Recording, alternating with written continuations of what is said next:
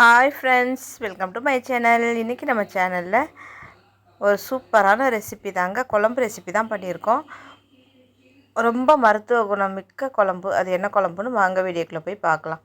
அதுக்கு நான் ஃபஸ்ட்டு ஒரு கடாய் வச்சுருக்கேன். அந்த கடாயில் நல்லெண்ணெய் சேர்த்துருக்கேன். நல்லெண்ணெய் சேர்த்ததுக்கு நல்லெண்ணெய் நல்லா காஞ்சதுக்கப்புறம் அதில் நான் சின்ன வெங்காயம் ஒரு கைப்பிடி அளவு சின்ன வெங்காயம் சேர்த்துக்கிறேன். அதே மாதிரி ஒரு கைப்பிடி அளவு பூண்டும் சேர்த்துக்கிறேன். பூண்டும் சேர்த்து நல்லா வதக்கணும்.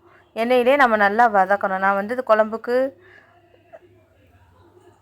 இந்த மாதிரி வதக்கி அரைக்கிறதுக்கு எல்லாத்துக்கும் சேர்த்து மொத்தமாகவே தக்காளி வெங்காயம் பூண்டு எல்லாமே உரித்து எடுத்து வச்சுட்டேன். இப்போ நம்ம இதில் பூண்டும் சேர்த்து எல்லாத்தையும் நம்ம வதக்கிக்க போகிறோம். கொஞ்சம் பொறுமையாக நம்ம வதக்கணும். அதே மாதிரி அடுப்பை மீடியம் ஃப்ளேமில் வச்சு செய்யுங்க. இதில் கொஞ்சம் ஜீரகம் கொஞ்சம் சேர்த்துக்கிறேன். நல்லா பொரிஞ்சதுக்கப்புறம் இப்போ இதில் நான் தக்காளி ஒரு பெரிய சைஸ் தக்காளி, இல்லை சின்ன தக்காளியாக இருந்தால் 2 தக்காளி சேர்த்துக்கலாம்.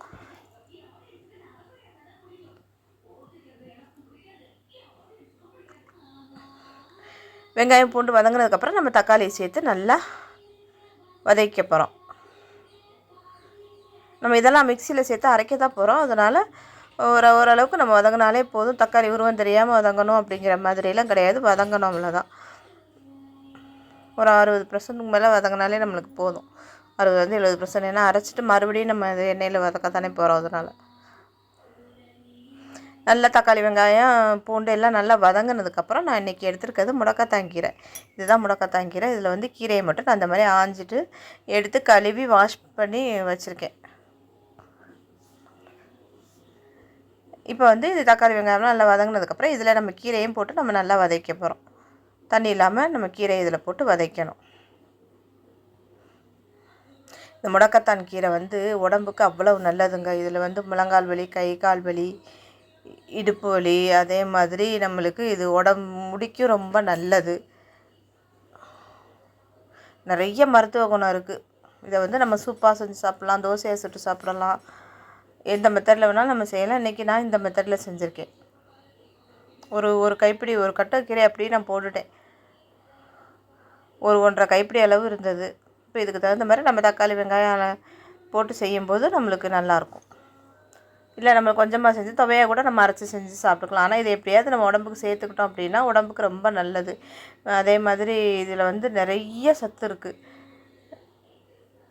முதுகு வலி இருக்கிறவங்க, வாயு பிரச்சனை இருக்கிறவங்களுக்கு, மலச்சிக்கல் பிரச்சனை இருக்கிறவங்களுக்கு எல்லாத்துக்குமே இது ரொம்ப நல்லது. இது இன்னும் சொல்லணும்னா இது முடிக்கு கூட அவ்வளோ நல்லதுங்க. முடியில் நம்ம ஹேர் ஆயில் தயார் பண்ணும்போது இதுவும் நம்ம கொஞ்சம் சேர்த்து ஒரு கைப்பிடி அளவு சேர்த்து செஞ்சோன்னா முடியும் நல்லா வளரும். இந்த சொட்டை விழுகிற இடத்துல, அங்கங்கே பூச்சி வெட்டு விழுகிற இடத்துக்குலாம் முடிக்கு ரொம்ப நல்லது. இப்போ நல்லா முடக்கத்தான் கீரையை நம்ம கொஞ்சம் நல்லா வதக்கினதுக்கப்புறம் இதில் நம்ம மசாலா சேர்த்துக்க போகிறோம். கொஞ்சம் மஞ்சத்தூள், ஒரு 2 ஸ்பூன் மிளகாத்தூள் சேர்த்துருக்கேன். 3 ஸ்பூன் இல்லை 4 ஸ்பூன் அளவுக்கு மல்லித்தூள் சேர்த்துக்கணும்.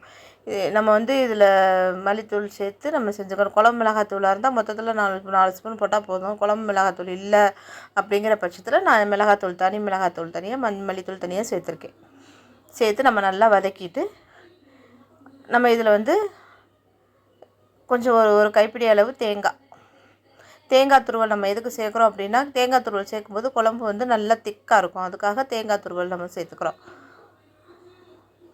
அவ்வளோதாங்க. தேங்காய் துருவல் போட்டுட்டு இதில் கடைசியில் கொஞ்சம் ஒரு கைப்பிடி இல்லை அரை கைப்பிடி அளவுக்கு கொஞ்சம் மல்லித்தலையும் சேர்த்துக்கிட்டோம்னா ஃப்ளேவர் நல்லாயிருக்கும். அதனால் நான் மல்லித்தலையும் வாஷ் பண்ணி வச்சுருக்கேன். இப்போ அதையும் நான் லாஸ்ட்டாக சேர்த்துக்க போகிறேன். சேர்த்துட்டு நல்லா ஒரு தேங்காய் போட்டுட்டு ரொம்ப நேரம் வதக்கணும்னு கிடையாது. ஓரளவு வதக்கினாலே போதும். இந்த ஒரு அரை கைப்பிடி அளவுக்கு சும்மா ஃப்ரெஷ்ஷான மல்லித்தலையும் இதில் சேர்த்துட்டு நல்லா ஒரு வதக்கிட்டு நம்ம இதை எடுத்துகிட்டு நல்லா ஃபேனில் வச்சு நம்ம நல்லா ஆற வச்சுட்டு நம்ம மிக்சியில் சேர்த்து நைஸாக அரைச்சிக்க போகிறோம்.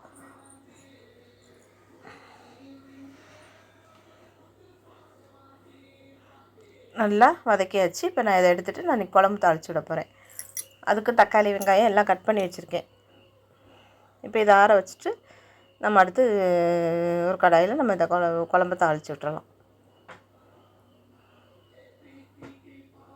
இதுக்குள்ளே குழம்புக்குள்ளே தக்காளி வெங்காயம் எல்லாமே கட் பண்ணி வச்சுருக்கேன். புளியும் நான் தக்காளிக்கு தகுந்த மாதிரி புளி நான் ஈக்குவலாக எடுத்திருக்கேன். ஒரு பெரிய நெல்லிக்காய் சைஸ் அளவு புளி தான் நான் எடுத்திருக்கேன். ஒரு கடாயில் இப்போவும் திரும்பவும் நம்ம நல்லெண்ணெய் தான் சேர்த்துக்கணும். நல்லெண்ணெய் தான் இந்த குழம்புக்கு. ஏன்னா இது மூலிகை வச்சு நம்ம குழம்பு வைக்கிறோம் இல்லையா, அதனால் நல்லெண்ணெய் சேர்த்து செய்யும்போது அதனோட பவர் நம்மளுக்கு அப்படியே கிடைக்கும். அதனால் நல்லெண்ணெய் சேர்த்துருக்கேன். நல்லெண்ணெய் நல்லா காஞ்ச மண்சட்டிங்கிறதுனால கொஞ்சம் காய லேட்டாகும். நல்லா காஞ்சதுக்கப்புறம் அதில் 2 பெருங்காயம், கட்டி பெருங்காயம் 2 சேர்த்துருக்கேன். இந்த இடத்துல நீங்கள் கறி வடகம் வச்சுருந்தா நம்ம அதை போட்டுக்கலாம். அது இல்லாத பட்சத்தில் கடுகு, கொஞ்சம் ஜீரகம், கொஞ்சம் வெந்தயம் சேர்த்துக்கோங்க. கறி வடகம் இருந்ததுன்னா அதை போட்டுக்கிட்டாலே போதும். போட்டு நல்லா பொரிஞ்சதுக்கப்புறம், பெருங்காயம்லாம் நல்லா பொரிஞ்சதுக்கப்புறம் இதில் வந்து நம்ம வந்து ஒரு கைப்பிடி அளவு வெங்காயம், தக்காளி சேர்த்துக்கணும். வெங்காயம், பூண்டு, தக்காளி நம்ம முதலே சேர்த்துட்டோம் இல்லையா, அதனால் தக்காளி தேவையில்லை. நான் இன்றைக்கி வேறு பாவக்காய் செய்கிறதுக்காக தக்காளியெல்லாம் அங்கிட்டு கட் பண்ணி வச்சுருக்கேன். சேர்த்து எல்லாத்துக்கும் உரிச்சாச்சு மொத்தமாக. வெங்காயம், தக்காளி இதெல்லாம் நம்ம உரித்து வச்சுக்கிட்டு எந்திரிச்சிட்டோம்னாலே நம்மளுக்கு சமையல் டக்குன்னு முடிஞ்சிடும். காய் கூட நம்ம நின்றுக்கிட்டே வெட்டிடலாம். இது வெங்காயம், பூண்டு இதெல்லாம் இஞ்சி பூண்டு பேஸ்ட்டு இதுக்கெல்லாம் நம்மளுக்கு குழம்புக்கு அன்னன்னைக்கு என்ன வைக்கிறோமோ அதுக்கு சொல்கிறேன் நான் பொதுவாக. இதுக்கு இஞ்சி பூண்டு பேஸ்ட்டெல்லாம் தேவை கிடையாது. இது தக்காளி, வெங்காயமும் பூண்டும் போட்டு நல்லா நம்ம வதக்க போகிறோம். நல்லா வதங்கினதுக்கப்புறம் இது குழம்பு வதக்குற மாதிரியே நம்ம நல்லா அடுப்பு மீடியம் ஃப்ளேமில் வச்சு நல்லா வதக்கணும். வதங்கினதுக்கப்புறம் அது ஆறி இருக்கும். நம்ம முடக்கத்தான் கீரையை நம்ம நல்லா வதக்கி வச்சுருக்கோம்லே, தேங்காய் எல்லாம் போட்டு அது நல்லா ஆறினோன்னா அதை மிக்ஸி ஜாரில் சேர்த்து நம்ம நைஸாக அரைச்சிட்டு வந்துடணும். இந்த புளியையும் நம்ம நல்லா கரைச்சி வச்சுக்கணும். இது வெங்காயம், தக்காளியும் பூண்டும் நல்லா வதங்குற வரைக்கும் நம்ம இந்த இதெல்லாம் செஞ்சு வச்சுக்கிட்டோம்னா அப்படி தூக்கி ஊற்றி நம்ம கொதிக்க வைக்க வேண்டியதுதான். முடக்கத்தான் கீரை கிடைக்காது, எப்போயாவது தான் கிடைக்கும். கிடைக்கும்போது நம்ம வாங்கிட்டோம்னா இந்த முழங்கால் வலி, கால் வலியெல்லாம் டக்குன்னு வாரத்தில் ஒரு நாள் இல்லை ஒரு மாதத்துக்கு ஒரு தடவை சாப்பிட்டு கூட முயற்சி பண்ணாலே போதும். நம்மளுக்கு எல்லாம் சரியாயிடும். அதில் கொஞ்சம் கருவேப்பிலை போட்டு நல்லா பொரிஞ்சதுக்கப்புறம் நான் அரைச்சி வச்சுருக்கிறேன் இந்த கீரை பேஸ்ட்டை இதில் சேர்த்துக்கிறேன். சேர்த்து நல்லா மிக்ஸ் பண்ணிவிட்டு மிக்ஸி ஜார் அலசி சேர்த்துக்கணும். அதே மாதிரி புளியை நம்ம கரைச்சி இதில் ஊற்றிக்க போகிறோம்.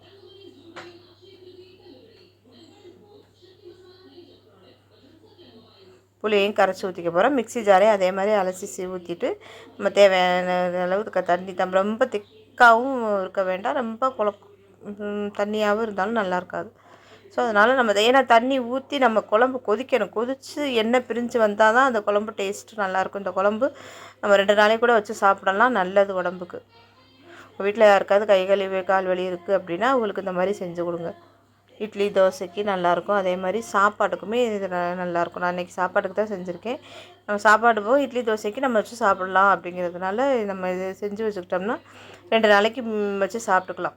இப்போ தேவையான அளவு உப்பு போட்டு நம்ம மிக்ஸி ஜார் எல்லாம் அலசி ஊற்றி தண்ணி இந்த அளவுக்கு தண்ணி இருக்குது.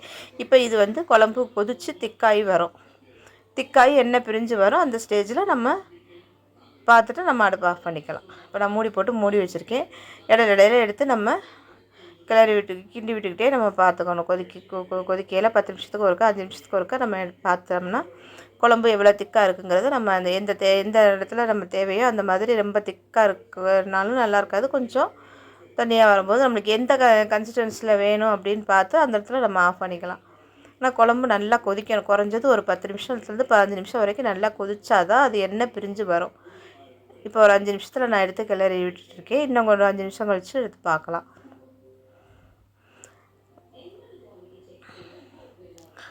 இது வந்து நான் சொன்ன மாதிரி ஹேர் ஆயிலையும் அந்த மாதிரி போட்டு சேர்த்தா உடம்பு முடி நல்லா வளரும்னு சொல்கிறாங்க. அதனால் நீங்கள் அந்த மாதிரியும் சேர்த்துக்கலாம். துவையால் செஞ்சு சாப்பிட்டாலும் நல்லாயிருக்கும். சூப்பு செய்யலாம், துவையால் செய்யலாம். நம்ம சட்னி கூட சாப்பாட்டுக்கு எடுத்துக்கிட்டால் துவையால் எடுத்துக்கலாம். சட்னின்னு நம்ம செஞ்சு சாப்பிடலாம். இது வந்து தோசை வார்த்து சாப்பிடலாம். கடைசியில் இறக்க போயில இதில் வந்து நான் 1 ஸ்பூன் அளவு 1லேருந்து 2 ஸ்பூனுக்குள்ளே நமக்கு வெல்லம் இல்லை நாட்டு சக்கரை சேர்த்துக்கலாம். ஏன்னா அப்போ தான் இது புளிப்பு, உரப்பு இது எல்லாத்தையும் பேலன்ஸ் பண்ணுறதுக்காக நம்ம வந்து இந்த இது வெல்லம் சேர்த்துக்கிட்டோம்னா எல்லாம் கரெக்டாக இப்போ பேலன்ஸ் பண்ணி கொடுத்துரும். இதே மாதிரி நீங்களும் இந்த மூலிகை குழம்பு செஞ்சு பார்த்துட்டு எப்படி இருக்குன்னு எனக்கு சொல்லுங்கள். தேங்க்யூ.